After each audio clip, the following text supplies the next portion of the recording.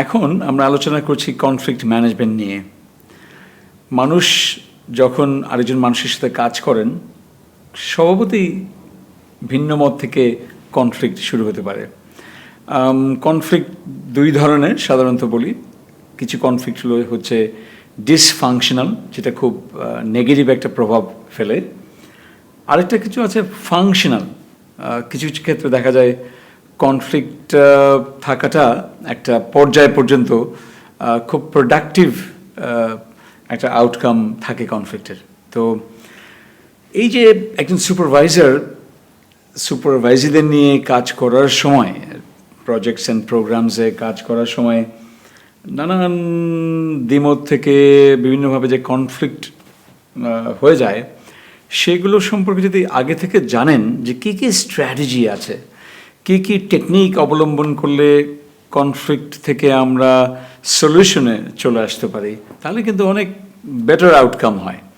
তো আমি এখন আপনাদের সাথে শেয়ার করব এরকম 5টি কনফ্লিক্ট হ্যান্ডলিং টেকনিক, যেগুলো জানা থাকলে আপনি অনেক সহজেই এই বিভিন্ন ধরনের কনফ্লিক্ট হ্যান্ডেল করতে পারবেন। আমার ধারণা এগুলো অলরেডি আপনারা করছেনও, but no harm in knowing the world's best ideas, best practices. তো আসুন আমরা দেখি কি সেই কনফ্লিক্ট হ্যান্ডলিং স্ট্র্যাটেজিগুলো। আমরা এখন 5 স্ট্র্যাটেজিস ফর কনফ্লিক্ট ম্যানেজমেন্ট নিয়ে কথা বলছি। যেই ডায়াগ্রামটি দেখতে পাচ্ছেন, এখানে দুটো ডাইমেনশন আছে। নিচে এক্স অ্যাক্সিসে এই যে কোঅপারেটিভনেস ডাইমেনশন, এর মানে হচ্ছে আপনি আরেকজনের প্রতি কতটা কনসার্ন। আর অ্যাসার্টিভনেস ডাইমেনশনটা হচ্ছে এরকম যে আপনি নিজের ব্যাপারের কতটুকু কনসার্ন। তার মানে আপনি নিজের ব্যাপারে খুব বেশি কনসার্ন, এখানে অ্যাসার্টিভ লেখা আছে, আর আপনি নিজের কনসার্ন একটু কমে যায় যখন আনঅ্যাসার্টিভ। আর কোঅপারেটিভনেসের ক্ষেত্রেও অন্যের প্রতি কনসার্ন যখন আপনার হয়, তার মানে এইখানে হাইলি কোঅপারেটিভ আর এখানে আনকোঅপারেটিভ। এখন আসি এই 5টি স্ট্র্যাটেজি কথা। দেখতে পাচ্ছেন এখানে লেখা আছে অ্যাভয়েডিং, আছে অ্যাকোমোডেটিং, আছে কম্পিটিং, কম্প্রোমাইজিং অ্যান্ড কোলাবোরেটিং। একে একে আমরা প্রত্যেকটা আলোচনা করি। ধরুন আপনার কোনো কলিগ ছুটির চাচ্ছে, এবং ছুটি চাওয়ার সময় আপনি যদি এই ছুটির ডিসকাশনটা, এই ছুটির কথা বলার সময় তাকে বলতে সুযোগ না দেন, বলছে পরে আলাপ করি, এই ছুটিটা নিয়ে পরে কথা বলছি, তার মানে অ্যাভয়েডিং করেন, তাহলে কিন্তু খুব একটা ইফেক্টিভ না। আমরা পরে দেখব কখন অ্যাভয়েডিং বা অন্যান্যগুলো ইফেক্টিভ হয়, কিন্তু এই উদাহরণে আমরা দেখলাম যে কেউ যে আলাপটা করতে চাচ্ছে তার শোনাটাই কিন্তু আসলে অ্যাপ্রোপ্রিয়েট। সো অ্যাভয়েডিং কিন্তু অনেক সময় রাইট স্ট্র্যাটেজি হয় না। আচ্ছা, চলে আসি অ্যাকোমোডেটিংয়ে। ছুটি, সে একই এক্সাম্পল নিয়েই তো কথা বলছি। দেখা গেল আপনার যেই সময়টা উনি ছুটি চাচ্ছে, আমাদের ফিল্ডে অনেক কাজ রয়ে গেছে, তার মানে কিন্তু আসলে অ্যাকোমোডেট করতে পারছেন না, সুতরাং এটাও কিন্তু আপনি নিতে পারলেন না। আমরা চলে আসি কম্পিটিংয়ে। আচ্ছা, দেখা গেল একসময় উনি বলেই ফেললেন ওনার ছুটি দরকারি, নিবেনি, আর আপনিও বললেন যে না, ছুটি দেওয়া যাচ্ছে না। এই যে একটা কম্পিটিং এনভায়রনমেন্ট তৈরি হয়, একটা নেগেটিভ এনভায়রনমেন্ট তৈরি হয়, সেটাও কিন্তু কাম্য নয়। চলে যাই আমরা এবার কম্প্রোমাইজিংয়ে। অনেক সময় অনেক সুপারভাইজাররা অধিকাংশ সময় কম্প্রোমাইজ করে ফেলেন। উনি চাইলেন 5 দিনের ছুটি, একটা বড় কাজ তার সারতে হবে, পারিবারিক কাজ, ছুটি পাওনাও আছে হয়তো, আর আপনিও বলছেন যে না, 2 দিনের বেশি তো কোনো মতেই দেওয়া যাবে না। কিছুক্ষণ নেগোসিয়েশনস করে, অনেক আলাপ আলোচনা করে আপনিও করলেন কি, রাজি হলেন 3 দিনে, উনিও 5 থেকে নেমে এসে রাজি হলো 3 দিনে। তো এটাকে আমরা বলি কম্প্রোমাইজিং। কিন্তু কম্প্রোমাইজিংয়ে দেখবেন এখানে তো ডায়াগ্রাম যেটা দেখা যাচ্ছে, দুজনেই কিন্তু একটু লুজ করলেন, আমরা বোঝাতে চাচ্ছি। দেখবেন কেটে গেছে, পুরো জিনিসটা কিন্তু পেলেন না। উনিও 5 দিন পেলেই আসলে খুব ভালো হতো, আর উনিও 2 দিন বা তার কম ছুটি নিলেই বোধহয় ভালো হতো। দুজনেই কিন্তু আনস্যাটিসফাইড থেকে গেলেন। সেজন্য আমরা অনেক সময় বলি collaborating is one of the best ways to deal with conflict management. এই একই উদাহরণের ক্ষেত্রে কি হতে পারে, আপনার সেই সুপারভাইজি সেই সংখ্যক দিনের জন্য ছুটি চাইলেন, তখন আপনি তাকে কিন্তু বলতে পারেন যে ভাইয়া ওর আপা, আমাদের তো এখন যে কাজের প্রেশার, আমি বুঝতে পারছি আপনারও ছুটি দরকার, কিন্তু আসুন তো একটু আলাপ করে বের করি কোন সময়ে কয়দিন কীভাবে নিলে আপনারও ভালো হলো, আমাদেরও কাজ কোনো ব্যাহত হলো না। তো এইভাবে আলাপ করে যখন সমাধানে আসা যায়, একটুও তো সময় লাগে। এখানে দুই দল দুজনই একে অপরকে সুপারভাইজার দুজনেই একটু রেসপেক্টের সুরে কথা বলবেন, তখন দেখা যায় কি একটা সলিউশনে কিন্তু আসা যায়। সেই জন্য আমরা বলি বেশিরভাগ সিচুয়েশনেই চেষ্টা করবেন এখানে কি কোলাবোরেশনের কোনো সুযোগ আছে, তাহলে এটাই বেস্ট এবং উইন উইন হয়। আমি খুব কুইকলি একটা করে উদাহরণ দিচ্ছি। এই 5টা স্ট্র্যাটেজি কিন্তু ইফেক্টিভ হতে পারে 5টা ভিন্ন ভিন্ন ক্ষেত্রে। যেমন একটা উদাহরণ যদি দেই, অ্যাভয়েডিং কখন ইফেক্টিভ স্ট্র্যাটেজি হতে পারে।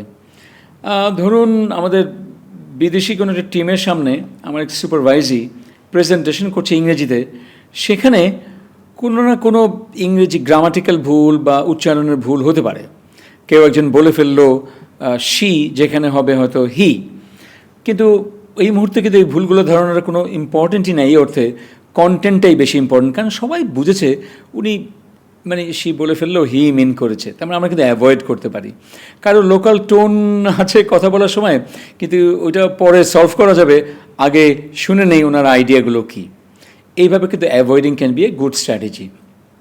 আমরা চলে যাই এবার অ্যাকোমোডেটিংয়ে দেখবেন কখনো, আমি যদি আগের এক্সাম্পল নেই, কারো কাছে খুব ইম্পর্ট্যান্ট যে ফ্যামিলিতে একজন খুবই অসুস্থ, তাকে নিয়ে ডাক্তারের কাছে যেতে হবে, তখন উনি যেই ছুটির রিকোয়েস্টটা করে সেটা একটু কয়েকদিন বেশি হয়ে গেল আপনার এক্সপেকটেশনের চেয়ে, আপনি কিন্তু অ্যাকোমোডেট করে নেওয়াটাই হবে সবচেয়ে ভালো। কারণ ওটা এমন একটা জিনিস, ওনাকে এটা করতেই হবে। আর আপনিও অন্য কোনো কলিগের মাধ্যমে আপনি নিজে একটু সময় বাড়িয়ে দিয়ে ম্যানেজ করে নিতে পারবেন। তার মানে তখন আরেকজনের কনসার্নকে আপনি প্রাধান্য দিলেন এবং অ্যাকোমোডেট করে নিলেন। ওই সমস্ত ক্ষেত্রে কিন্তু অ্যাকোমোডেট না করলে বরঞ্চ ওনার মন এত খারাপ হতে পারে, হয়তো উনি এনগেজ থাকবেন না, মোটিভেটেড থাকবেন না। সেজন্য ওই ক্ষেত্রে accommodating is a good strategy for conflict handling. এবার চলে আসি উপরের দিকে, কম্পিটিং যে স্ট্র্যাটেজিটা।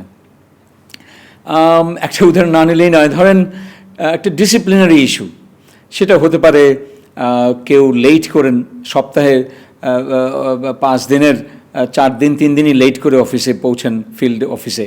তো এখন আপনাকে কিন্তু কম্পিট করতে হবে এখানে, মানে হলো আপনাকে স্ট্রেইট বলতে হবে, সরি মিস্টার হাসান, আসুন তো আমরা একটু আলাপ করে নেই, এখানে তো আপনি সময় মতো আসতে পারছেন না, কেন পারছেন না, আমি একটু আপনার সাথে এই ব্যাপারে আলাপ করতে চাই। উনিও অনেক হয়তো ব্যাখ্যা দেবেন, কিন্তু আপনিও তখন তাকে বলবেন আমাদের অফিসের পলিসি, অফিস আসবেন। তার মানে আপনি এখানে কিন্তু কনফ্লিক্টটাকে অ্যাভয়েড করছেন না, বরঞ্চ কনফ্রন্ট করছেন, যেটা এখানে আমরা বলছি কম্পিট করা। সেটাই কিন্তু রাইট স্ট্র্যাটেজি। এখানে চুপ হয়ে যাওয়াটা বরঞ্চ আমাদের সংস্থার জন্য ক্ষতিকর হতে পারে। তো কম্পিটিং গেল। আমরা এবার চলে আসি ধরুন কম্প্রোমাইজিং। হ্যাঁ, এর আগে অবশ্য কম্প্রোমাইজিং কখন কারেক্ট হতে পারে সেরকম দেখেছি, বাট তারপরেও নতুন একটা এক্সাম্পল নিতে পারি। যেমন ধরেন আপনি একটা রিপোর্ট আশা করছেন আপনার সুপারভাইজারের কাছ থেকে, রিপোর্ট সে ডেডলাইনের মধ্যে পাঠালো, কিন্তু পাঠানোর পর দেখলেন এখানটায় বেশ কিছু কাজ বাকি রয়ে গেছে, কিছু গ্রাফ চার্ট ঢোকানো হয়নি, এমনকি কিছু গ্রামাটিক্যাল মিস্টেকস এবং স্পেল চেকিং এগুলো ঠিক করা হয়নি। তখন আপনি কিন্তু তাকে একটা কাজ করতে পারেন যে পুরো কাজটা আবার ফেরত দিয়ে বলেন যে আপনি নেক্সট 3-4 ঘন্টার মধ্যে পুরো কাজটা করে আমাকে ফেরত দেন। কিন্তু আপনি জানেন এই রিপোর্টটা দেওয়ার পরে উনি কিন্তু আরেকটা কাজেও ব্যস্ত হয়ে গেছেন। তখন একটা কাজ কিন্তু কম্প্রোমাইজে আসা যায়। আপনি তাকে বলেন যে দেখুন আপনি আমাকে ওই গ্রাফ চার্টের তথ্যগুলো দিয়ে দেন, আমি এক্সেলে বসিয়ে নিচ্ছি, ইতিমধ্যে আপনি অন্য কাজটা সেরে নেন। এক্ষেত্রে কিন্তু ওনার কাছ থেকে অল্প কিছু কাজ করে নিলেন আর আপনিও কিছু সময় দিলেন। তার মানে কম্প্রোমাইজ করে কিন্তু একটা সলিউশনে আসা গেল। এবং ফাইনালি আগের সুরেই বলবো, এর আগে দেখেছি আমরা কোলাবোরেশন অনেক সময় অনেক ডিফিকাল্ট সিচুয়েশনও আপনি শুধু আপনার আইডিয়াটাই না বলে আপনি একটু বলতে পারেন যে আমাদের এই যে সিচুয়েশনটা এখানে কিভাবে আমরা সমাধান করতে পারি, আমাদেরও দরকার সেই ছুটির এক্সাম্পলে গেলে যে এখন তো কাজের এত প্রেশার আর আপনারও ছুটি দরকার, তো আমরা আসুন আলাপ করে বের করি যাতে উইন উইন একটা সলিউশনে আসা যায়। আমার মনে হয় বেশ সময় গেল, তো এর মধ্যে 5টা স্ট্র্যাটেজি সম্পর্কে আপনার একটা ভালো ধারণা আপনি পেয়ে গেলেন। আমরা দেখলাম যে কনফ্লিক্ট সিচুয়েশনে 5টা ভিন্ন ভিন্ন স্ট্র্যাটেজি কিন্তু অ্যাপ্লাই করা সম্ভব। যেই সিচুয়েশন যেই স্ট্র্যাটেজি মিলে সেখানে সেটাই অ্যাপ্লাই করবেন। আর এখানে আপনি সুপারভাইজার হিসেবে আপনার রোলটা হচ্ছে একজন কনফ্লিক্ট ম্যানেজারের রোল।